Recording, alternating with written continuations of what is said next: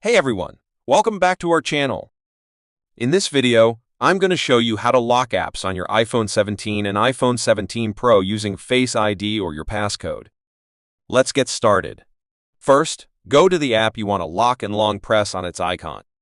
From the options that pop up, select Require Face ID. Now, if you'd like to take it one step further and hide the app completely, just choose the second option that appears. This way, the app won't show up on your home screen until you search for it. Once enabled, the app will be locked, and anytime you try to open it, your iPhone will ask for Face ID or your passcode. Just scan your face or enter your passcode, and boom, you're in. Super quick and secure. And that's it!